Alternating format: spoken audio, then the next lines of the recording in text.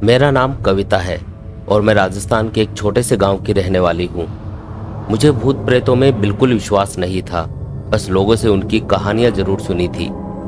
लेकिन मेरे जीवन में घटी उस घटना के बाद मुझे भी भूत प्रेतों पर विश्वास होने लगा कि ये सच में होते हैं। बात उस समय की है जब मैं 12th पास कर चुकी थी और अब मुझे आगे की पढ़ाई के लिए पास के ही एक शहर में कॉलेज में एडमिशन लेना था। शहर हमारे गांव से करीब 50 किलोमीटर दूर था। मेरे पापा ने शहर के एक जाने माने कॉलेज में मेरा एडमिशन करवा दिया और कॉलेज के पास ही एक गर्ल्स हॉस्टल में मेरे रहने की व्यवस्था भी कर दी। हॉस्टल 4 मंजिला था और उसके ऊपर वाले फ्लोर पर एक लाइब्रेरी भी बनी हुई थी। कॉलेज में मेरी पढ़ाई बहुत अच्छी चल रही थी और अब परीक्षाएं भी नजदीक आने वाली थी, इसलिए हम रात को लेट तक लाइब्रेरी में पढ़ते रहते थे।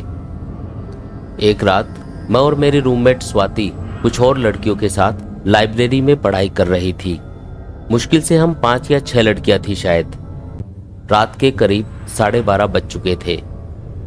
हम पढ़ते पढ़ते थोड़ा थक भी गए थे। तभी मेरी रूममेट स्वाति ने कहा, यार पढ़ते पढ़ते काफी बोर हो गए हैं, चलो क्यों ना कोई गेम खेलते हैं, इससे थकान भी दूर हो जाएगी और बाद में नींद भी आ जाएगी। मैंने कहा, इस टाइम कौन सा गेम खेलेंगे, चलो किसी आत्मा से बात करने वाला गेम खेलते हैं। स्वाति ने कहा, क्या? मैंने चौंक कर कहा, मुझे नहीं खेलना कोई आत्मा वात्मा से बात करने वाला गेम। तू डर गई ना? स्वाति हंसते हुए बोली, नहीं, पर मुझे इन भूत प्रेत और आत्मा वगैरह की बातों में बिल्कुल विश्वास नहीं है। मैंने कहा। तब तक लाइब्रेरी से बाकी लड़कियां सोने के लिए नीचे अपने रूम में जा चुकी थी और लाइब्रेरी में मैं और सिर्फ स्वाति ही बचे थे। स्वाति ने फिर जिद की, चलना यार ये गेम खेलते हैं, बड़ा मजा आएगा। कुछ देर सोचने के बाद मैंने कहा, ठीक है, पर मैं ज्यादा देर के लिए लाइब्रेरी में नहीं रुकूंगी, मुझे काफी थकान हो रही है और नींद भी आ रही है। ठीक है, ये कहकर स्वाति रूम में गई और 2 मोमबत्तियां लेकर आई। इसके बाद उसने 2 सफेद पेपर लिए और उनमें से एक पर बड़ा सा यस और दूसरे पर नो लिखा और उसके बाद उनको लाइब्रेरी के फर्श के ऊपर रख दिया और दोनों पेपर्स के ऊपर एक एक मोमबत्ती लगाकर मोमबत्तियों को जलाया। इसके बाद उसने लाइब्रेरी की सारी लाइट्स को बंद कर दिया और मुझे मोमबत्तियों के एक तरफ बैठने का इशारा किया और दूसरी तरफ खुद बैठ गई। मुझे ये सब बहुत अजीब लग रहा था। तभी स्वाति ने बोलना शुरू किया, क्या यहाँ कोई आत्मा है जो हमसे बात कर सकती है? क्या यहाँ कोई आत्मा है जो हमसे बात कर सकती है? रात की खामोशी में स्वाति की आवाज लाइब्रेरी में चारों तरफ गूंज रही थी। इसके बाद हम कुछ देर तक ऐसे ही शांत बैठे रहे। मुझे इस शांति से थोड़ी घबराहट हो रही थी और मेरा दिल एक अनजाने डर से जोर जोर से धड़क रहा था।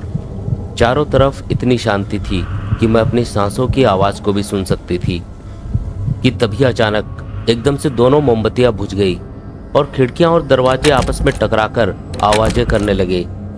खिड़कियों में लगे पर्दे तेज हवा से इधर उधर लहरा रहे थे और ऊपर लगे पंखे भी जोर जोर से हिल रहे थे। अचानक आए इस परिवर्तन की वजह से मेरे दिल की धड़कन तेज हो गई। हमें किसी अनजानी शक्ति के अपने आसपास होने का एहसास हो रहा था। मैंने डरते हुए स्वाति से कहा, चलो जल्दी करो, निकलो यहाँ से। और इसके बाद हम तेजी से लाइब्रेरी से बाहर निकलने लगे। स्वाति आगे और मैं उसके पीछे दौड़ रही थी। स्वाति तेजी से लाइब्रेरी के गेट से बाहर निकल गई, लेकिन जैसे ही मैं गेट से बाहर निकलने वाली थी, अचानक गेट तेज आवाज के साथ बंद हो गया। मैं घबराकर जोर जोर से लाइब्रेरी के गेट को पीटने लगी और जोर जोर से चीखने चिल्लाने लगी। तभी मैंने अपने पीछे एक आवाज सुनी। मैंने हिम्मत जुटाकर पीछे गर्दन घुमाई, पर सामने जो दृश्य मैंने देखा उसको देखकर मेरी रूह तक कांप गई। मैंने देखा कि सामने एक लड़की खड़ी है। उसके काले लंबे बाल उसके चेहरे पर सामने की तरफ बिखरे हुए हैं। उसका सिर एक तरफ झुका हुआ था और वो एक भयानक मुस्कान के साथ मेरी तरफ देख रही थी और उसके मुंह से लगातार एक डरावनी आवाज आ रही थी। तभी उसने अपना एक हाथ मेरी तरफ उठाया और जोर से चीखी। उसकी चीख इतनी डरावनी और भयानक थी कि डर के मारे मैं वहीं नीचे गिरकर बेहोश हो गई। जब मुझे होश आया तो मैंने देखा कि मेरे हॉस्टल की वार्डन और बाकी लड़कियों ने मुझे चारों तरफ से घेर रखा था और वो मेरे चेहरे पर पानी के छींटे मार रहे थे। स्वाति उन सबको बुलाकर लाइब्रेरी में ले आई थी और उन्होंने ही लाइब्रेरी का गेट खोला था। मैं आंख खुलते ही चिल्लाई, क्या वो चली गई? क्या वो चली गई? हॉस्टल वार्डन ने मुझे थोड़ा पानी पिलाया और कहा, डरो मत, यहाँ कोई भी नहीं है।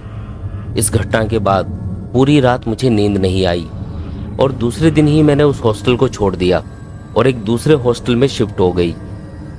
बाद में मुझे पता चला कि कुछ साल पहले उस हॉस्टल में रहने वाली एक लड़की ने किसी कारण से सुसाइड कर लिया था और शायद उसी की आत्मा अपनी मुक्ति के लिए आज तक वहां भटक रही है।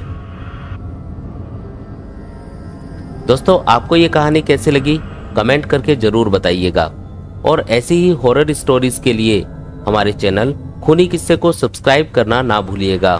तो चलिए मिलते हैं एक नई कहानी के साथ।